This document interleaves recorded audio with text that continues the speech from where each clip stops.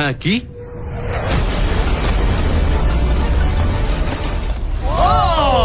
এই বাংকারটা পুরো ধ্বংস হয়ে গেল। পরেরটা গিয়ে দেখা যাক। পরেরটা হলো $1 মিলিয়ন বাংকার, যেটা বানানো হয়েছে মিসাইল শুট করবার জন্য এবং মাটির নিচে নিউক্লিয়ার মহাবিপর্যয়ের হাত থেকে বাঁচার জন্য। কিন্তু ভেতরে কি করে যাওয়া যাবে? যাই হোক, অসংখ্য সিঁড়ি দিয়ে নিচে নামবার পরে আর একটা 3175 কেজির দরজা খোলার পরে এটার ওজন 3175 কেজি। তুমি পৌঁছবে বাংকারের কেন্দ্রে। ও মাই গড! এটা দেখে পুরো স্টার ওয়ার মনে হচ্ছে। এই রুমটা থেকে মিসাইল লঞ্চ করা হয়।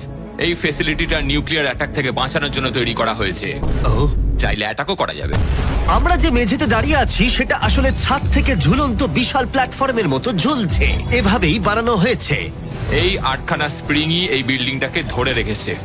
এটা বিশ্বাস করা কঠিন যে 50 বছর আগে আসলে এটা একটা মিসাইল কমান্ড সেন্টার ছিল, কিন্তু এখন এই মানুষটা এটাকে একটা লুকোনো সুরক্ষিত বাংকারে পরিণত করেছে, যা যে কোনো মহাবিপর্যয়ের সাথে লড়াই করতে পারবে। সরকার তোমাকে এটা করতে দিল কি করে?